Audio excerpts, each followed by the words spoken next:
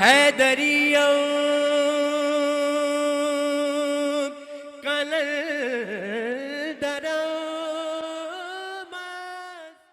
اور فتح مکہ کے بعد پھر نبی نے جب حج کیا ہے اور حج سے جب لوٹ رہے ہیں اور اب 2 سال باقی رہ جائیں گے اور سرکار اسی سال رحلت کر فرما جائیں گے، نبی کی 11ویں ہجری کے اندر رحلت ہو جائے گی، تو اب اللہ اعلان کر رہا ہے کہ آج کافر مایوس ہو گیا۔ وہ جو تقریباً 20 سال تک، تقریباً 21 سال تک کافر چڑھا رہا، روبدار رہا، ڈراتا رہا، پریشان کرتا رہا، اب میرے حبیب پریشان نہ ہو، آج کے بعد کافر مایوس ہو گیا۔ اس لیے کہ 2 طرح کی جنگیں ہوتی ہیں، ایک جنگ گرم جنگ کہلاتی ہے اور ایک جنگ سرد جنگ کہلاتی ہے۔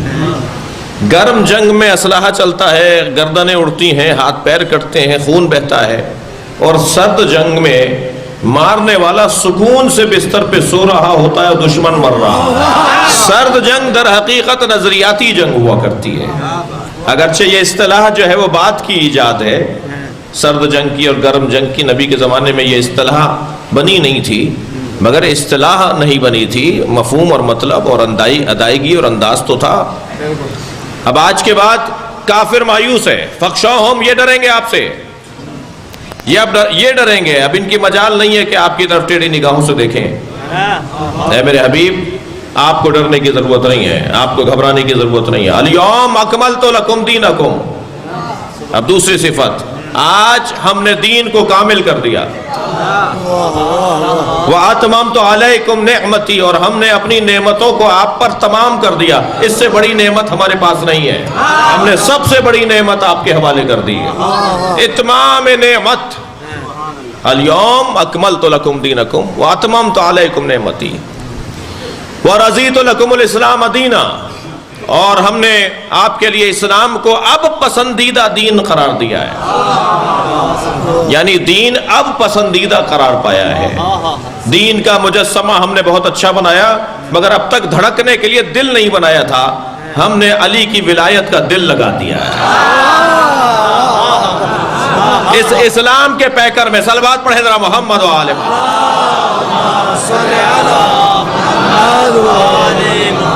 اسلام کے پیکر میں جو اس کو زندہ رکھے گا، جو اسے باقی رکھے گا، جو اس کو حیات عطا کرے گا، وہ ایک دھڑکنے والا دل ہے جسے ولایت علی کا ہے۔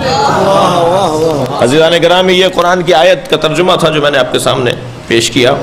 پروردگار عالم آج کے دن کو، یعنی غدیر کے دن کو، ہم مسلسل غدیری ہیں، اور میں کہہ دوں کہ پھر جملے کو بہتر کر لوں اور تکرار کروں کہ غدیر کا دن تو 18 ذی الحج کو آیا تھا، مگر غدیر ختم نہیں ہوئی۔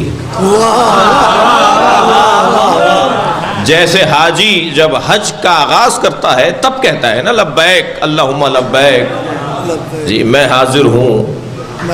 ابھی سما ٹی وی پروگرام پر 8 ذی الحجہ کو پروگرام تھا، تو اس میں اس نے پوچھا بلال قطب نے کہ جی یہ تلبیہ کا کیا مطلب ہے؟ لبیک اللہم لبیک لبیک لا شریک لک لبیک ان الحمد والنعمت لک والملک لا شریک لک لبیک، اس کا کیا مطلب ہے؟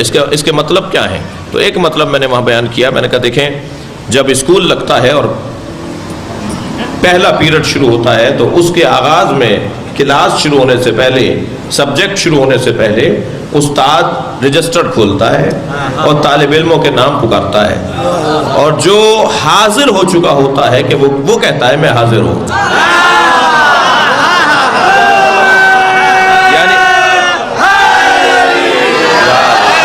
یعنی اسکول کا آغاز ہے لبیک۔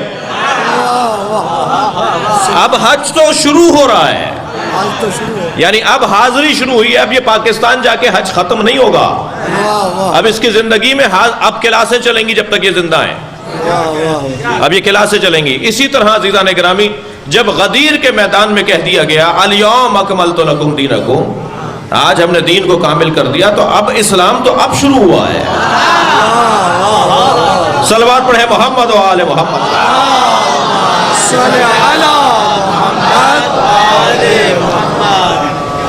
وَأَتْمَمْتُ عَلَيْكُمْ نِعْمَتِي، اور میرے حبیب میں نے آپ پر تمام نعمتوں کو تمام کر دیا ہے۔ دیکھیے، ایک عمارت جب بن جاتی ہے تو یہ کامل ہو جاتی ہے، مگر رہنے کے قابل ہو یہ ضروری نہیں ہے۔ رہنے کے قابل جب ہو جائے، جب اسے کہتے ہیں عربی میں تمام ہو گئی، کامل ہو گئی، بن گئی، صاحب ساری چیزیں لگ گئی ہیں، لیکن رہنے کے قابل ابھی نہیں ہے. یا میں جملہ دوسرا کہوں کہ مکان تو بن گیا ہے، مکین نہیں ہے. تو اس وقت تک کہتے ہیں یہ تمام نہیں ہوئی. بھائی جن کے لیے بنایا تھا وہی نہیں ہے، جنہوں نے بنایا تھا وہی نہیں ہے، جن کی خاطر بنا تھا وہی نہیں ہے. جب مکان بن جائے تو یہ ہے کمال عمارت، اور جب مکان میں مکین رہنا شروع ہو جائے تو یہ ہے اتمام عمارت. عمارت تمام ہو چکی ہے، اب اس کی جو مقصد تھا، ہدف تھا، وہ پورا ہو گیا ہے.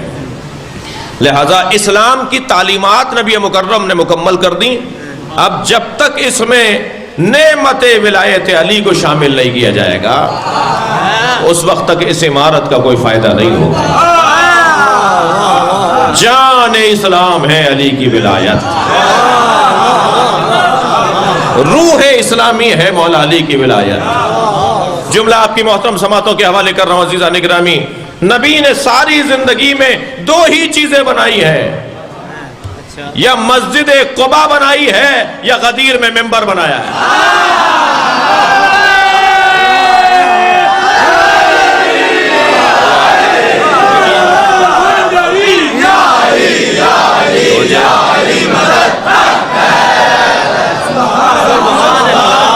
بڑی عنایت آپ کی توجہات کا شکریہ.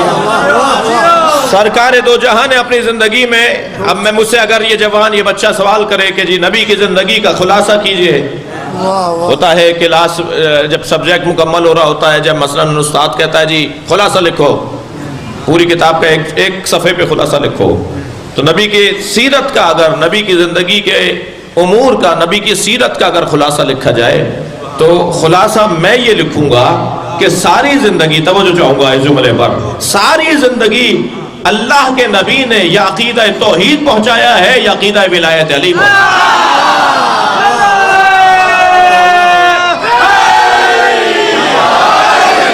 الست اولی بالمؤمنین من انفسہم. خطبہ دے رہے ہیں سرکار، 1,20,000 کا مجمع ہے، تھکے ہوئے تو نہیں ہیں آپ؟ محفل کو مکمل کر رہا ہوں، اپنے حصے کے بیان کو مکمل کر رہا ہوں، مغرب قریب ہو رہی ہے. حضرت نے 1,20,000 کے مجمع سے خطاب کیا ہے. 4 آدمیوں کو 4 فاصلوں پہ کھڑا کیا. وہ پہلے نبی کی بات سنے گا، پھر وہ اور بولے گا، پھر وہ سنے گا، پھر وہ سنے گا. اور نبی جب تک سارے مجمع سے ہاتھ نہیں اٹھوا رہے تھے، یہ صرف مولا علی کو ہاتھوں پر بلند کر کے علی نے نہیں دکھایا، نبی نے نہیں دکھایا ہے. صرف میرے مولا نبی نے مولا علی کو ہاتھوں پر بلند کر کے نہیں دکھایا ہے، پورے مجمع سے جب علی کی ولایت کا پیغام پہنچ گیا تو ہاتھ اٹھوا کر اقرار لیا ہے. اللہ اکبر. میں ابھی ماہ رمضان میں ایک ٹی وی چینل کے اوپر تھا، وہاں ایک بریلوی عالم فیصل آباد کے، وہ وہاں پر تھے، وہ کہنے لگے کہ جب علی کا نام لیا کرو تو ہاتھ اٹھا کر نام لیا کرو، یہ سنت نبی ہے.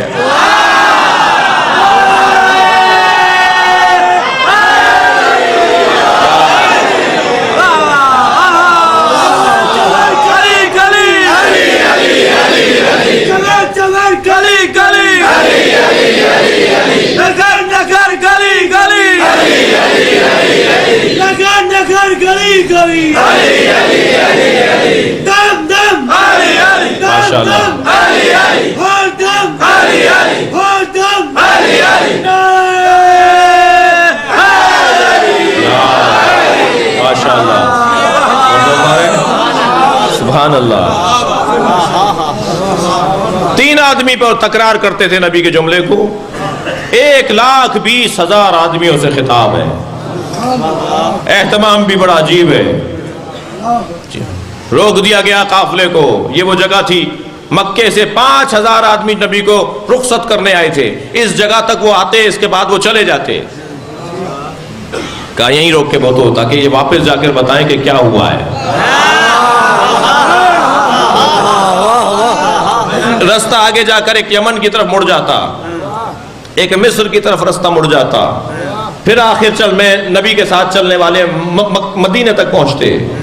یعنی مکے کے 5,000 آدمی پلٹ کے بتائیں گے، یمن والے یمن جا کے بتائیں گے، مصر والے مصر جا کے بتائیں گے، مدینے میں پہنچیں گے تو مدینے میں گفتگو ہوگی، چرچا ہوگا. کہ کیا ہوا تھا، یعنی مولا علی کی ولایت کو نبی نے عالمی سطح، یہ عالمی کانفرنس تھی. میرے مولا نے عالمی کانفرنس رکھی جس کا عنوان رکھا ولایت علی. ساری دنیا میں پیغام پہنچ جائے کہ نبی نے کیا کہا ہے.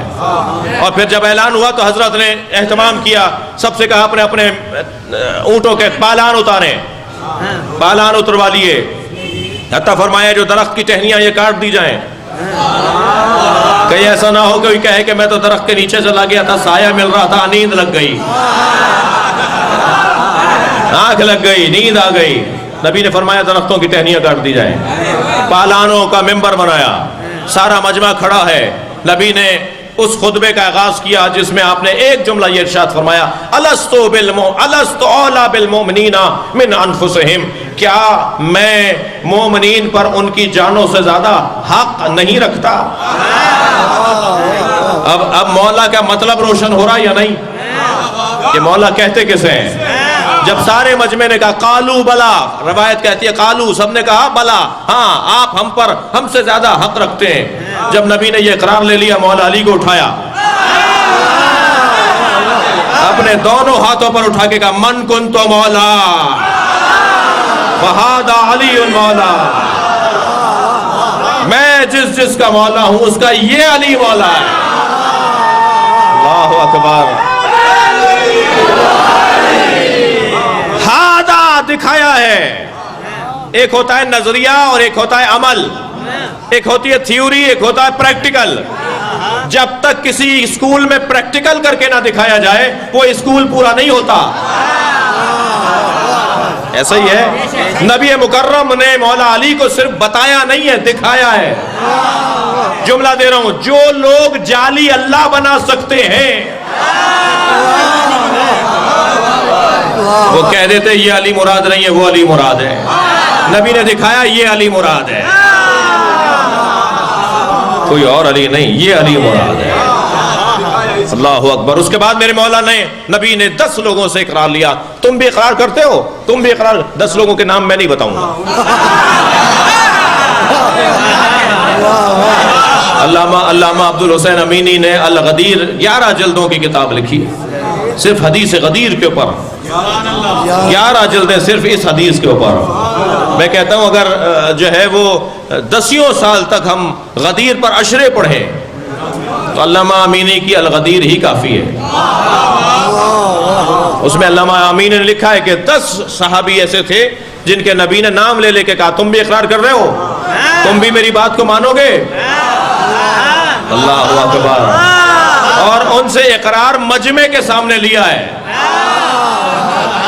اللہ اکبر. اس سے زیادہ اور اہتمام کیا ہوگا؟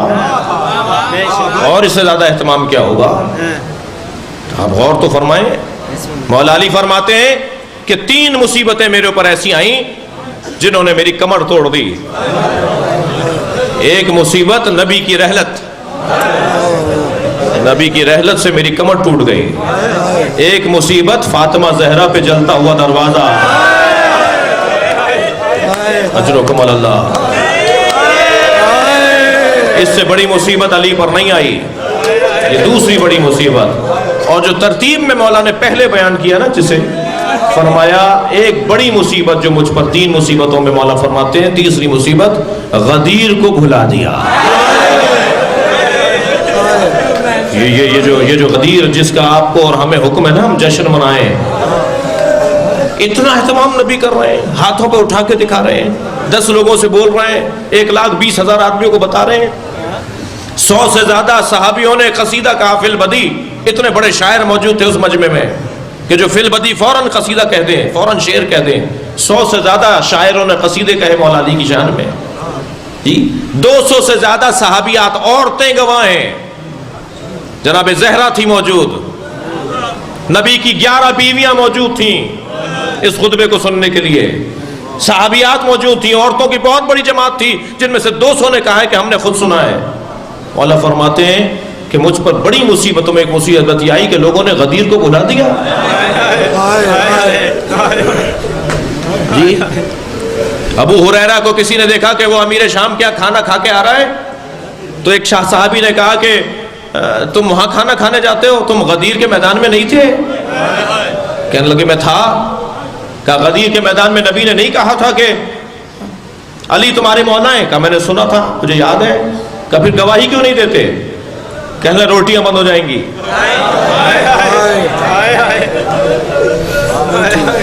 مولا فرمائے میری کمر توڑ دی، مسلمانوں نے مجھے اکیلا کر دیا۔